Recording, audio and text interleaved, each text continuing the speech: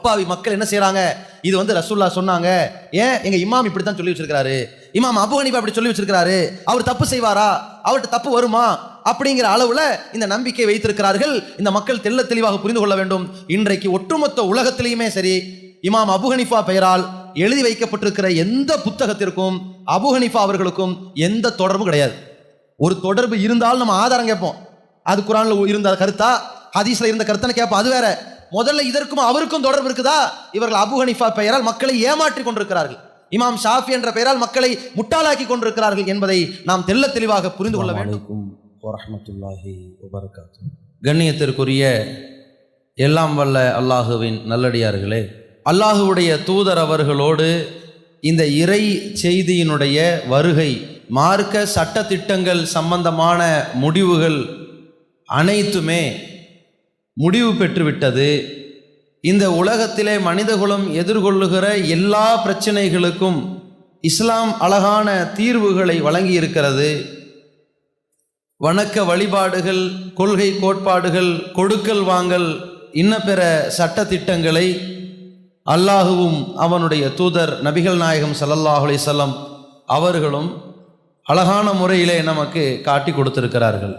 அப்படி இருக்கிற பொழுது மதுஹபுகள் என்கிற பெயரால் இஸ்லாத்திற்கு மாற்றமாக இஸ்லாத்தில் இல்லாத பல கற்பனைகளை தொகுத்திருக்கின்ற மதுஹபு புத்தகங்கள், அந்த மதுஹபு புத்தகங்கள் என்று 4 இமாம்களில் ஒருவரையாவது நாம் பின்பற்ற வேண்டும்.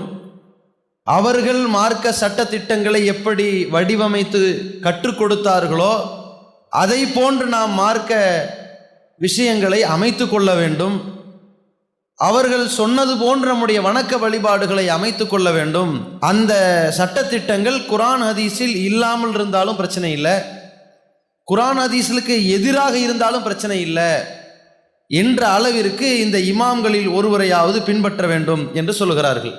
இந்த இமாம்கள் என்று சொல்லக்கூடிய இந்த 4 நபர்கள், ஷாஃபி என்று சொல்லப்படுகிற இமாம் முஹம்மது பின் இத்ரீஸ் அஷாஃபி என்று சொல்லப்படுகிற ஷாஃபி இமாம், அபூ ஹனீஃபா என்கிற ஒருவர், அதே போல அஹ்மது பின் ஹம்பல், இன்னொருவர் மாலிக். இந்த 4 இமாம்கள் தான் இந்த இஸ்லாமிய மார்க்கத்திற்காக மிகப்பெரிய அரும்பாடுபட்டிருக்கிறார்கள், சேவை செய்திருக்கிறார்கள். எனவே இவர்கள் இந்த மார்க்கத்தை நமக்கு எடுத்து கொண்டு வந்து சேர்த்திருக்கிறார்கள். இவர்கள் மார்க்கம்னு எதை சொன்னாலும் பின்பற்ற வேண்டும் என்கிற ஒரு விஷயத்தை பதிவு செய்திருக்கிறார்கள். ஆனால் நபிகள் நாயகம் ஸல்லல்லாஹு அலைஹி வஸல்லம் அவர்களுடைய காலத்திற்கு பிறகு ஹதீஸ்களை பாதுகாப்பதிலும் ஒன்று திரட்டுவதிலும் மார்க்கத்தை பிற மக்களுக்கு எடுத்துச் சொல்வதிலும் பல்லாயிரக்கணக்கானவர்கள் பாடுபட்டு இருக்கிறார்கள். இதே அபூ ஹனீஃபா அவர்களுடைய வாழ்க்கை, இமாம் ஷாஃபி அவர்களுடைய வாழ்க்கை, இந்த காலகட்டத்திலே உமர் பின் அப்துல் அசீஸ் என்பவர் இருந்தார், ஹசனுல் பஸ்ரி என்பவர் இருந்திருக்கிறார், நாஃபி என்பவர் இருந்திருக்கிறார், அப்துல்லா பின் உமர் அவர்களுடைய மகன் பிலால் என்பவர் இருந்திருக்கிறார். இப்படி அடுக்கிக் கொண்டே போகலாம். அவ்வளவு பேரும் ஹதீஸுகளை மனப்பாடம் செய்வதிலும் அதை பிற மக்களுக்கு எடுத்து சொல்வதிலும் நபி அவர்களிடமிருந்து பெற்ற செய்திகளை பாதுகாத்து மக்களுக்கு மார்க்கத்தை போதனை செய்ததிலும் அவ்வளவு பேர் இருக்கிறார்கள். எல்லோரையும் திட்டமிட்டு இருட்டடிப்பு செய்துவிட்டு இந்த ஒட்டுமொத்த உலகத்திற்கும் இஸ்லாத்தை எடுத்து சொன்னவர்களே இந்த 4 பேர் தான் என்கிற மாதிரியான ஒரு கற்பனையான ஒரு வடிவத்தை உண்டாக்கி விட்டார்கள்.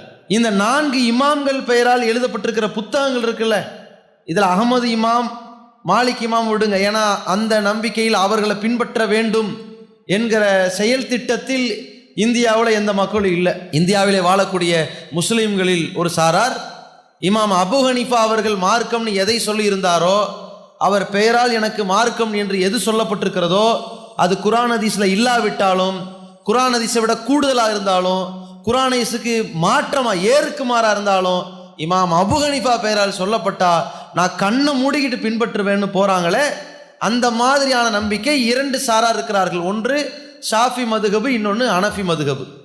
வடார்காடு மாவட்டங்கள், திருச்சியை தாண்டி சென்னை பக்கம், கர்நாடகா, மகாராஷ்டிரா என்று இந்தியா முழுவதுமே அதிகமான பகுதிகளில் ஹனஃபி மதுஹபுக்காரர்களும், அதே போல கடலோர பகுதிகளில் ஷாஃபி மதுஹபுக்காரர்களும் இருப்பதை நம்ம பார்க்குறோம். சில பகுதிகளில் ஷாஃபி ஹனஃபி என்று கலந்தே இருப்பாங்க. இந்த ஷாஃபி ஹனஃபி என்று சொல்லக்கூடியவர்கள் இந்த மதுஹபு சட்டங்கள் என்று படித்து கொண்டிருக்கிற புத்தகங்கள், பாட நூட்களாக மதரசாக்களில் படித்து கொடுக்கப்படுகின்ற புத்தகங்கள் என்று எடுத்துக்கொண்டால் சில புத்தகங்களை ஒதுக்கி வைத்திருக்கிறார்கள். அந்த புத்தகங்களுக்கும் இமாம் அபு ஹனீஃபாவிற்கும் எந்த விதமான சம்பந்தமுமே இருக்காது. அப்படித்தான் புத்தகத்தை எழுதி வச்சிருப்பாங்க. ஹனஃபி மதுஹபுன்னு சொல்லிட்டு இருக்காங்கல்ல, இவர்கள் செய்கிற காரியத்திற்கும் குரானுக்கும் தொடர்பில்லை, அது தெரிஞ்ச விஷயம்தான். இவர்கள் செய்கிற காரியத்திற்கும் ரசூல்லாவுக்கும் தொடர்பில்லை, அதுவும் தெரிஞ்ச விஷயம்தான். இவர்கள் செய்கிற காரியத்திற்கும் சஹாபாக்களுக்கு கூட தொடர்பு இல்லைன்னு கூட சொல்லிடலாம். சரி, இமாம்களோடையாவது தொடர்பு இருக்குதா என்றால் அதில் கூட எந்த விதமான சம்பந்தம் இல்லாத வகையில் தான் இந்த மதுஹபு புத்தகங்களை எழுதி வைத்திருக்கிறார்கள். இதில் இமாம் அபு ஹனீஃபா அவர்களுடைய பெயரால் எழுதி வைக்கப்பட்டிருக்கிற புத்தகங்களை எல்லாம் நீங்கள் பாருங்கள். இமாம் அபு ஹனீஃபா எப்போ பிறக்கிறாங்கன்னா ஹிஜ்ரி 80 பிறக்கிறாங்க. அதாவது நபிகள் பெருமானார் ஸல்லல்லாஹு அலைஹி வஸல்லம் அவர்கள் இறந்து 70 வருஷம் கழித்து பிறக்கிறவர் தான் அபு ஹனீஃபா அவர்கள். அவர் ஹிஜ்ரி 150 இறந்துறார். அவர் பெயரால் இன்றைக்கு மதரசாக்களில் வைக்கப்பட்டிருக்கிற புத்தகங்களில் ஒன்று துர்ருல் முக்தார் என்கின்ற ஒரு புத்தகம். இதைத்தான் மார்க்க சட்டத்திட்டங்கள் என்ற பெயரால் மக்களிடத்தில் சொல்லி கொண்டிருக்கிறார்கள். அந்த புத்தகங்களாக துர்ருல் முக்தார் என்று சொல்லி இதை இமாம் அபு ஹனீஃபா அவர்கள் இப்படி சட்டம் சொன்னார், அபு ஹனீஃபா அவருடைய மாணவர் யூசுப் இப்படி ஒரு சட்டம் சொன்னார் என்கிற பல தகவல்களை எழுதி வைத்திருக்கிறார்கள். இந்த புத்தகம் எந்த வருஷத்தில் எழுதப்பட்டிருக்குது, யார் எழுதுனதுன்னு கேட்டால் முகமது அலி என்பவர் எழுதுகிறார். எந்த வருஷம்? ஹிஜ்ரி 1088 எழுதுகிறார். அபு ஹனீஃபா இமாம் இறந்தது எந்த வருஷம்? ஹிஜ்ரி 150. கிட்டத்தட்ட 900 வருஷம் கழித்து ஒருத்தர் புக் எழுதுறார். அந்த புத்தகத்தில் அபு ஹனீஃபா சொன்னார்னு எழுதுறார். அபு ஹனீஃபா தொடர்பாக அவர் செய்தார், இப்படி அங்கீகரித்தார் என்று சட்டத்திட்டம் எழுதி வச்சிருக்கிறார். கேட்டா அபு ஹனீஃபா தான் மார்க்கத்தை காப்பாற்றி கொண்டு வந்து கொடுத்தாருன்னு வேற சொல்றாரு. இப்படி சொல்லி எழுதி வெளியிடப்பட்ட புத்தகம் எப்ப? 1088. அபு ஹனீஃபா மௌத்தானது எப்ப? 150.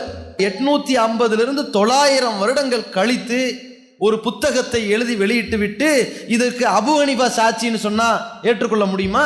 இதே மாதிரி பாருங்க, கன்சு தக்காயிக் என்கிற ஒரு மதுஹபு நூல், ஹனஃபி மதுஹபு நூற்கள்ல ஒன்று. இதை எழுதினவர் அப்துல்லா. எப்ப அவர் இறக்குறாரு? 710. அதாவது இமாம் அபு ஹனீஃபா அவர்கள் இறந்து கிட்டத்தட்ட 500 ஆண்டுகள் 550 ஆண்டுகள் கழிச்சு தான் இவர் வாழ்றாரு, பிறக்கிறாரு. அந்த 500 ஆண்டுகள் கழித்து பிறந்து இவர் அபு ஹனீஃபா பேர்ல புக் எழுதுறாரு. இவருடைய நிலை இப்படி. அதே மாதிரி பெரும்பாலும் ஹனஃபி மதுஹபுக்காரங்களுக்கு ஹிதாயாங்கிற நூலை பற்றி கேள்விப்பட்டிருப்பாங்க. ஹிதாயா என்பது அலி என்பவர் எழுதியிருக்கிறாரு. இவர் எந்த வருஷத்தில் இறக்கிறாரு? 786. அபு ஹனீஃபா இமாம் அவர்கள் 150 இறந்துறாரு. 250, 350, 450, 550, 650, 750 தான் இந்த புத்தகத்தை தொகுக்க ஆரம்பிக்கிறாங்க. 600 வருஷம் கழித்து இந்த புத்தகத்தை எழுதுகிறார்கள் என்றால் இதற்கும் அபு ஹனீஃபாவுக்கும் தொடர்பு இருக்கான்னு பாருங்க. அதற்கடுத்து என்ன? இனாயா என்கிற ஒரு புத்தகம். இனாயா என்கிற நூலை முகமது என்பவர் எழுதியிருக்கிறார். அதே போல மராக்கில் ஃபலாஹ் என்கிற நூலை ஹசன் என்பவர் எழுதுகிறார். எப்ப? 1069 அவர் இறக்கிறார். அபு ஹனீஃபா இறந்தது 150. 900 ஆண்டுகளுக்கு பிறகுதான் இந்த மராக்கில் ஃபலாஹ் என்று சொல்லப்படுகிற புத்தகத்தை வெளியிடுறாங்க. அபு ஹனீஃபா பேர்ல அவர் சொன்னாரு, செஞ்சாரு, வந்தாரு, போனாருன்னு அவர் இவர்கிட்ட நேரடியாக சொன்ன மாதிரி அந்த தகவலை எழுதி வைத்திருக்கிறார்களே, இதற்கும் அபு ஹனீஃபாவுக்கு ஏதாவது தொடர்பு இருக்கிறதா என்று யோசிச்சு பார்த்துக்குங்க. அதே போல பதாயு சனாயு என்கிற புத்தகம், இது அபுபக்கர் என்பவர் எழுதுறாரு. இவர் 587 இறந்துறாரு. அதாவது அபு ஹனீஃபா இமாமுக்கு பிறகு 300 வருஷம் கழிச்சு. பஹ்ரு ராயிக் என்கிற புத்தகத்தை ஜெயினுத்தீன் என்பவர் எழுதுறாரு. இவர் 970 இறந்துறாரு. அபு ஹனீஃபா இமாமுக்கு பிறகு 800 வருஷம் கழிச்சு. நூருல் ஈலாஹுங்கிற புத்தகத்தை ஹசன் என்பவர் எழுதுறாரு. அபு ஹனீஃபா இமாம் இறந்து 150 இறக்குறாங்க. இவருடைய இறப்பு 1055. எப்படி? 900 ஆண்டுகள் கழித்து வெளியிடப்பட்ட புத்தகங்கள். இந்த புத்தகங்கள் வரிசையில் ஏதாவது அபு ஹனீஃபா இமாமுக்கு தொடர்பாக இருக்கிறதான்னு கேட்டா ஒண்ணு கூட தொடர்பு கிடையாது. ஒண்ணுல கூட அவர் தொடர்பு படல, அவர் பேசல, இவர்கள்ட்ட சொல்லல, இவர்கள்ட்ட நேரடியா எந்த செய்தியும் கேட்டு வைக்கல இவர்கள். ஆனால் அபு ஹனீஃபாவின் பெயரால் எழுதியிருக்கிறார்கள் என்றால் அத்தனை சட்டங்களுக்கும் அபு ஹனீஃபாவிற்கும் எந்த ஒரு கனெக்ஷன் கிடையாது. சில பேர் இப்படி ஒரு லாஜிக்கா சொல்லுவாங்க, எப்படி, சரி இமாம் புகாரி எப்ப எழுதினாங்க ஹதீஸ் கிதாப? ஒரு 200 வருடங்களுக்கு, ரசூலுல்லா இறந்து 200 வருடங்கள் கழிச்சு தான் அந்த புக்கு வந்திருக்குது. அப்படி என்றால் ரசூலுல்லா இறந்து 200 வருஷங்கள் கழித்த பிறகு வெளியிடப்பட்ட புத்தகத்திற்கும் ரசூலுல்லாவுக்கும் ஏதாவது தொடர்பு இருக்குமா? ரசூலுல்லா சொன்னாங்க, ரசூலுல்லா செஞ்சாங்க, ரசூலுல்லா அங்கீகரிச்சாங்கன்னு வேற இமாம் புகாரி குறிச்சு வச்சிருக்கிறாரு, அதை மட்டும் நீங்க நம்புறீங்க என்று ஒரு கேள்வி கேட்பார்கள். இதற்கு இடையிலே ஒரு மிகப்பெரிய ஒரு வித்தியாசம் இருக்கிறது. என்ன வித்தியாசம்னா, இமாம் புகாரி அவர்கள் ஒரு செய்தியை குறிப்பிட்டுட்டு இதை ரசூலுல்லா எங்கள்கிட்ட சொன்னாங்கன்னு சொல்ல மாட்டார், ரசூலுல்லா சொன்னதை நான் கேட்டேன்னு சொல்ல மாட்டார், ரசூலுல்லா இப்படி செஞ்சதாக எனக்கு கேள்விப்பட்டேன்லாம் சொல்ல மாட்டார். அவர் அதற்கு ஒரு அறிவிப்பாளர் தொடரை குறிப்பிடுவார். உதாரணத்திற்கு சொல்வதென்றால் சஹீஹுல் புகாரியினுடைய முதல் ஹதீஸ், இமாம் புகாரி ரஹமத்துல்லாஹி அலைஹி அவர்கள் ஹதீஸுகளை தொகுத்து அதில் முதல் ஹதீஸாக பதிவு செய்யப்பட்ட ஒரு செய்தி பல நூறு முறை நாமெல்லாம் கேள்விப்பட்டிருக்கிறோம். என்ன செய்தி? இன்னமல் ஆமாலு பின்னியாத் வ இன்னமா லி குல்லிம்ரிஇம் மானவா ஃபமன் கானத் ஹிஜ்ரத்துஹு இலத் துன்யா யுசிபுஹா அவ் இம்ராத்தின் என்கியூஹா ஃப ஹிஜ்ரத்துஹு இலா மா ஹாஜர இலைஹி என்பதுதான் அந்த ஹதீஸ். செயல்கள், எல்லா செயல்களும் எண்ணங்களின் அடிப்படையில் தான் அமைகிறது. ஒவ்வொருவனும் அவன் எண்ணியது தான் கிடைக்கிறது. யாருடைய தியாகம் நாடு துறந்து செல்வது இந்த உலகத்திற்காக இருக்கிறதோ அது நடக்கும். யார் ஒரு பெண்ணை எதிர்பார்த்து போகிறானோ திருமணம் முடித்துக் கொள்வான். எதை நோக்கி அவன் தியாகம் செய்கிறானோ அந்த இலக்கை அடைந்து கொள்வான். இது ரசூலுல்லாஹி ஸல்லல்லாஹு அலைஹி வஸல்லம் சொன்ன செய்தி. இதை இமாம் புகாரி எழுதுறாருல, ரசூலுல்லா சொன்னாங்க, இந்த மாதிரி சொல்லியிருக்கிறாங்க, நான் காது கொடுத்து கேட்டேன்னா புகாரி எழுதினாரு. அப்படி எழுதல. அவர் என்ன செய்யறாரு? ஒரு அறிவிப்பாளர் வரிசையை சொல்றார். என்ன அறிவிப்பாளர் வரிசை என்றால், ஹத்தசனா அல் ஹுமைதி, எனக்கு ஹுமைதி என்பவர் அறிவிக்கிறார். இந்த ஹுமைதி யாருன்னா புகாரி இமாம் காலத்தில் வாழ்ந்த அவருடைய வாத்தியார், ஆசிரியர். சரியா? அந்த ஹுமைதி சொன்னாராம், ஹத்தசனா சுஃபியான், எனக்கு சுஃபியான் சொன்னார் என்று அந்த ஹுமைதி சொல்றாரு. சுஃபியான் யாரு? ஹுமைதிக்கு ஆசிரியர். இந்த சுஃபியான் சொல்றாரு, ஹத்தசனி யஹியா, எனக்கு யார் சொன்னார் தெரியுமா? எனக்கு யஹியா சொன்னாருங்கிறார். யஹியா யாரு? சுஃபியானுக்கு வாத்தியார். இந்த யஹியா சொல்றாரு, ஹத்தசனா முஹம்மது, எனக்கு முகம்மது என்ற ஒரு அறிவிப்பாளர் சொன்னாரு. இந்த முகம்மது யாருன்னா யஹியாவுக்கு ஆசிரியர், வாத்தியார். இந்த முகம்மது சொல்றாரு, ஹத்தசனா அல்கமா, எனக்கு அல்கமா சொன்னார் அப்படிங்கிறாரு. அல்கமா யாரு? உமர் காலத்துல வாழ்றவர், அதாவது இந்த முகம்மதுடைய வாதியார். சரியா? இந்த அல்கமா சொல்றாரு, ஹத்தசனி Umar bin Khattab, Umar bin Khattab அவர்கள் எங்களுக்கு சொல்லியிருக்கிறாங்க, நாங்கள் கேட்டிருக்கிறேன் என்று அல்கமா சொல்லிட்டார். இந்த தொடர் இருக்கு பாருங்க, இந்த தொடரில் யாருடைய அறிவிப்பாளர்களிலும் பொய்யர்கள் கிடையாது. எந்த அறிவிப்பாளருடைய தலைமுறை அந்த தொடர்பு முறிஞ்சு போகல. எந்த அறிவிப்பாளர்களும் கண்டும் காணாத ஆட்களில் ஒருத்தர் பின் ஒருத்தராக சங்கிலி தொடர் இருக்கிறது. அது நபிகளார் தான் சொல்லி இருப்பார்கள் என்கிற சிந்தனையை ஏற்படுத்தும் வகையில் தான் அந்த கருத்தும் அமைந்திருக்கிறது. குரானுக்கு ஒத்ததாகவும் அது இருக்கிறது. அப்ப அந்த உமர் சொல்கிறார், சமீஉத்து ரசூலுல்லாஹி ஸல்லல்லாஹு அலைஹி வஸல்லம் யகூல், நபிகள் பெருமானார் சொன்னதாக நான் செவியேற்றிருக்கிறேன். எல்லா செயல்களும் எண்ணங்களை பொறுத்துத்தான் அமைகிறது. இப்ப இதே அறிவிப்பாளர் வரிசை இப்படி திருப்பி போட்டு பாருங்க. ரசூலுல்லாவிடமிருந்து உமர் கேட்டிருக்கிறார், உமரிடமிருந்து அல்கமா கேட்டிருக்கிறார், அல்கமாவிடமிருந்து முகம்மது என்பவர் கேட்கிறார், முகம்மதிடமிருந்து யஹியா கேட்கிறார், யஹியாவிடமிருந்து சுஃபியான் கேட்கிறார், சுஃபியானிடமிருந்து ஹுமைதி கேட்கிறார், ஹுமைதியிடமிருந்தான் புகாரி கேட்டார். இந்த அறிவிப்பாளர் தொடரில் எந்த விதமான சங்கிலி தொடர் முறியவில்லை. அறிவிப்பாளர்கள் நம்பகமானவர்கள், அவர்கள் வரலாறு பாதுகாக்கப்பட்டிருக்கிறது. ஆதாரபூர்வமான தகவலை துல்லியமாக எடுத்தார்களே, இதைத்தான் இந்த உலகமே கண்டு வியந்து கொண்டிருக்கிறது.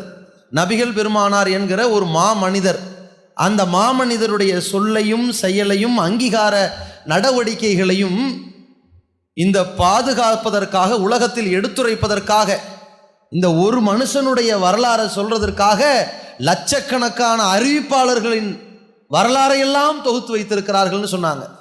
இந்த ரசூலுல்லாஹ்வுடைய வரலாறு உண்மையா பொய்யா என்பதை நாம் பெறுவதற்கு யாருடைய வரலாறுலாம் எடுக்க வேண்டியிருக்குது? உமர் யார்? அவர் உண்மையாளர். சஹாபாக்கள்கிட்ட பொய்யர்னு பேசக்கூடாது, உண்மையாளர், அல்லாஹ்வால் பொருந்தி கொள்ளப்பட்டவர்.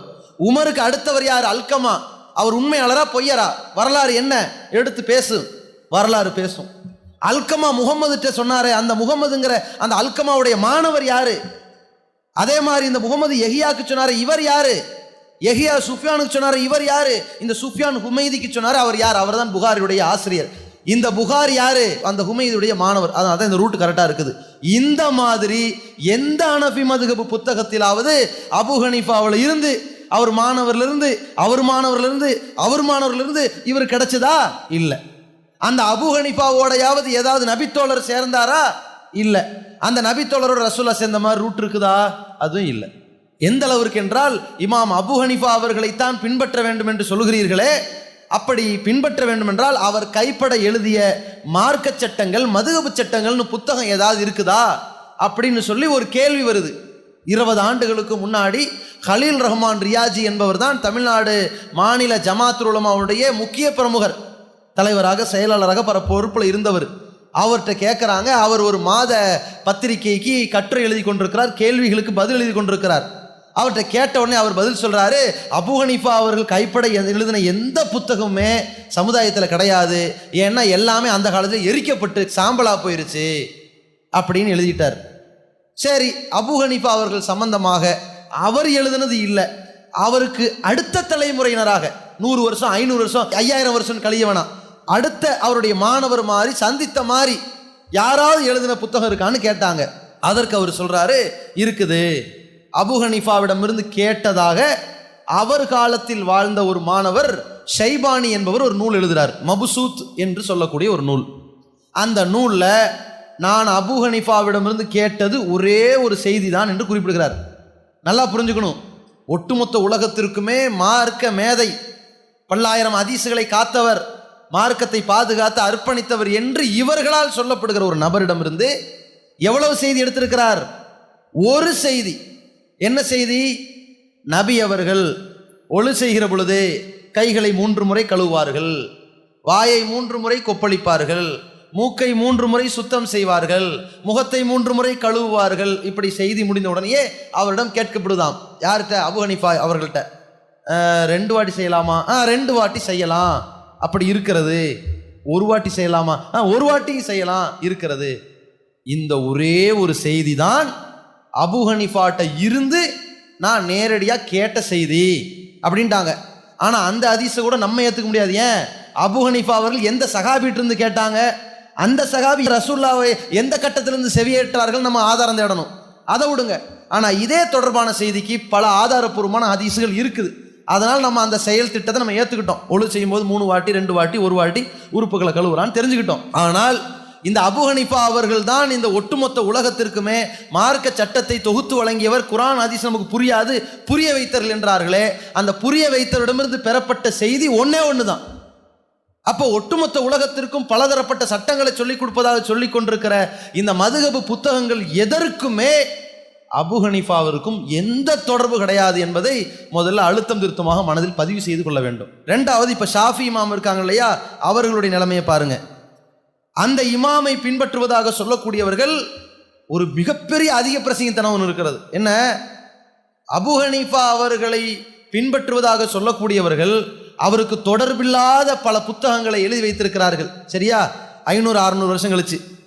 ஏன்? அவர் பேர்ல எந்த புத்தகமும் இல்லை, எல்லாம் எரிஞ்சு போச்சு, சாம்பல் ஆயிடுச்சுன்னு வேற சொல்லிட்டாங்க. ஷாஃபி இமாம் இருக்கார் இல்லையா, அவர் என்ன செய்யறாரு? ஒரு புத்தகம் எழுதாமலா இருந்தாரு, உம்மு என்கிற புத்தகத்தை எழுதினாரு. முஸ்னது ஷாஃபி என்று ஒரு ஹதீஸ் நூலை தொகுத்தாரு. அறிவிப்பாளர்கள் தொடரோடு முஸ்னது அகமது என்ற ஹதீஸ் நூல்களை போன்று முஸ்னது ஷாஃபி என்ற ஒரு ஹதீஸ் நூலை தொகுத்தார். இந்த 2 எங்காவது பாடத்துக்கு வச்சிருப்பாங்களா ஷாஃபி மதுஹப்காரங்க? அது மார்க்கத்துக்கு உட்பட்டதா இல்லை? 2வது, முதல்ல ஷாஃபி இமாமை பின்பற்றேன்னு சொல்றதா இருந்தா ஷாஃபி பேர்ல இருக்கிற புக்கை வச்சிருக்கிறாங்களா? அதுவும் கிடையாது. இவர்கள் என்னென்ன புத்தகம் வச்சிருக்கிறாங்க? ஐயானத்து தாலிபின்னு ஒரு புத்தகம் வச்சிருக்கிறாங்க. ஷாஃபி இமாம் அவர்கள் 150 பிறந்தார். அவரு 204 இறந்துட்டார், 54 வயசுல இறந்துட்டார். இப்போ இமாம் ஷாஃபி அவர்கள் இறந்தது 200ல். இயானத்து தாலிபின்னு சொல்லி ஷாஃபி மதுகபுக்காரங்களுக்காக வைக்கப்பட்டிருக்கிற புத்தகம் எல்லா மதரசாக்களையும் வச்சிருக்கிறாங்க. இதை எழுதினவர் உஸ்மான். எப்போ எழுதினாரு? 1316. அதாவது இமாம் ஷாஃபி அவர்கள் மரணிச்சு 1110 வருஷம் கழிச்சு எழுதுறாங்க. இதற்கும் ஷாஃபி இமாமுக்கு என்ன தொடர்பு இருக்குது? அதே போல மஹல்லி என்கிற புத்தகத்தை அகமது என்பவர் எழுதுறார். எப்ப? 1069 எழுதுறாரு. இமாம் ஷாஃபி அவர்கள் பிறகு 800 வருஷம் கழிச்சு எழுதுறாங்க. முகுனி என்கிற புத்தகத்தை முகமது என்பவர் எழுதுறாரு 977. ஃபத்துல் மொயின் என்ற புத்தகத்தை ஜைனுத்தீன் மலபாரி என்பவர் எழுதுறாரு. எப்ப? 987. மலபார்னு யாரு? கேரளா. இமாம் ஷாஃபி அவர்கள் அரபு பிரதேசம். அரபு காலத்து மக்களிடமிருந்து அவர் சொன்னாரு, செஞ்சாரு, அங்கீகரிச்சாரு, அவர் இப்படியெல்லாம் மார்க்க சட்டத்தை போதிச்சாருன்னு சொல்லி 800 வருஷங்கள் 700 வருஷம் கழிச்சு இங்கே கேரளா இருக்கிற ஜைனுதீன்கிற ஒருத்தர் ஒரு புக் எழுதுறார். அந்த புத்தகம் தான் ஃபத்துல் மொயின். அந்த புத்தகத்திற்கும் ஷாஃபி இமாமுக்கு ஏதாவது தொடர்பு இருக்குதா? அறிவிப்பாளர் ரூட் இருக்குதா? அவர் காலத்தில் வாழ்ந்தவங்க சொன்னாங்களா? அதற்கு அடுத்த காலத்தில் வாழ்ந்தவங்க சொன்னாங்களானா இல்லை. அவர் இப்படி சொன்னதாக சொல்லப்படுகிறது. இப்படி சொன்னதாக சொல்லப்படுகிறது. இப்படி சொன்ன யாராவது ஏற்றுக்குவானா? முதல்ல இன்னைக்கு அரசியல்வாதி தான் பேசுவான். ரசூல்லா அழகான பாடத்தை கற்பிச்சுட்டு போயிட்டாங்க. மன் கதப அலைய முத்த அம்மிதன் ஃபல்யத்த பவ்வ மக்காதஹு மினன்னார். யார் என்னை பற்றி பொய்யை இட்டு கட்டி சொல்றானோ அவன் தன்னுடைய இருப்பிடத்தை நரகமாக்கி இருக்கட்டும் அப்படின்னாங்க. கஃபாபில் மரி கதுபன் ஐயோ ஹத்திசபி குள்ளிமா சமிய. காதுல கேட்கறதையெல்லாம் வெளியே சொல்றானே அவன் பொய்யன் என்பதற்கு போதுமான சான்று. எனவே என்னை பற்றி ஒரு செய்தியை கேட்டால் நீங்கள் சரி செய்து கொள்ளுங்கள். என்னை பற்றி நீங்கள் ஒரு செய்தி இதா சமயத்துமுல் ஹதீஸ அன்னி, நீங்கள் என்னை பற்றி ஒரு செய்தியை கேள்விப்படுவீர்கள். கேட்ட உடனேயே நீங்கள் உங்களுடைய உள்ளமும் சொல்லும், உங்களுடைய உடலும் மெய்சில் இருக்கும். இது ரசூல்லா கண்டிப்பா சொன்னதுதான், அதற்கான சாத்தியக்கூறு இருக்குது என்று நீங்கள் உணர்வீர்கள். நானும் அதை சொன்னவன் தான். அதே போல சில செய்திகளை நான் சொன்னதாக செவியேற்பீர்கள். கேட்ட உடனே வெறுப்பீர்கள். உங்கள் உள்ளமும் அதை ஏற்றுக்கொள்ள மனம் கொடுக்காது. நானும் அதை விட்டு தூரமானவன், அதெல்லாம் நம்பிராதீங்க என்று தன்னை பற்றி யாரும் இட்டுக்கட்டி விடக்கூடாது என்பதற்கு ரசூல்லா அவ்வளவு செய்தியை சொன்னார்கள். யார் என்னை கனவில் காண்கிறானோ யரானிஃபில் யக்லத்தி, நினைவில் என்னை பார்த்து விடுவான் வேற சொல்லிட்டாங்க. அதனால ரசூல்லா என் கனவுல வந்தாங்கன்னு எவனும் ஏமாத்தி தெரிய முடியாது. இவ்வளவு தெள்ள தெளிவாக ரசூலுல்லாஹி ஸல்லல்லாஹு அலைஹி வஸல்லம் அவர்கள் இந்த மார்க்கத்தை பாதுகாப்பதற்கான ஒரு வழிமுறைகளை கற்றுக் கொடுத்து சென்ற பிறகு அந்த மார்க்கத்தை எல்லாம் கைவிட்டு விட்டு, அந்த அழகான வழிகாட்டுதல்களை விட்டுவிட்டு, நபிகள் பெருமானார் அவர்கள் சொல்லாத செய்யாத அவர்கள் சொன்னதற்கு மாற்றமான சில சட்டங்களை மார்க்கம் என்ற பெயரால் செயல்படுத்தி கொண்டிருக்கக்கூடிய மக்கள், அப்பாவி மக்கள் என்ன செய்யறாங்க? இது ரசூல்லா சொன்னாங்க, ஏன் எங்க இமாம் இப்படித்தான் சொல்லி வச்சிருக்கிறாரு, இமாம் அபு ஹனீஃபா அப்படி சொல்லி வச்சிருக்கிறாரு, அவர் தப்பு செய்வாரா, அவர்கிட்ட தப்பு வருமா அப்படிங்கிற அளவுல இந்த நம்பிக்கை வைத்திருக்கிறார்கள். இந்த மக்கள் தெள்ள தெளிவாக புரிந்து கொள்ள வேண்டும். இன்றைக்கு ஒட்டுமொத்த உலகத்திலையுமே சரி, இமாம் அபு ஹனீஃபா பெயரால் எழுதி வைக்கப்பட்டிருக்கிற எந்த புத்தகத்திற்கும் அபு ஹனீஃபா அவர்களுக்கும் எந்த தொடர்பும் கிடையாது. ஒரு தொடர்பு இருந்தால் நம்ம ஆதாரம் கேட்போம். அது குரான்ல இருந்த கருத்தா, ஹதீஸ்ல இருந்த கருத்தான்னு கேட்போம், அது வேற. முதல்ல இதற்கும் அவருக்கும் தொடர்பு இருக்குதா?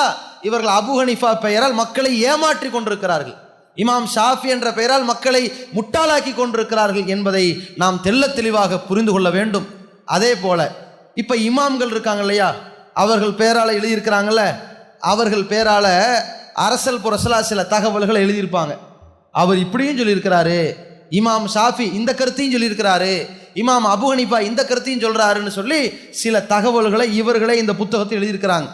அந்த கருத்துக்களை படித்தோம்னு சொன்னா உலகத்துல உண்மையான முஸ்லீமாக இருக்கிற யாரா இருந்தாலும் சரி, அவன் எந்த இமாமையும் பின்பற்றக்கூடாது, அவன் குரானையும் சரியான ஹதீஸின்படி தான் நடக்கணும் என்பதை அந்த கருத்து சொல்லும். குரான் சுன்னாவைத்தான் பின்பற்ற வேண்டும்ங்கிற கருத்தில் இந்த இமாம்கள் சொன்னதையெல்லாம் மக்கள்கிட்ட இருட்டடி பண்ணிட்டாங்க. அப்ப இந்த மதுஹபு சட்டத்தை கூட பின்பற்றாத மதுஹபுவாதிகளாக இன்றைய மக்கள் இருப்பதையும் நம்ம பார்க்கலாம். வாஹிர் தவானா அல்ஹம்துலில்லாஹி ரப்பில்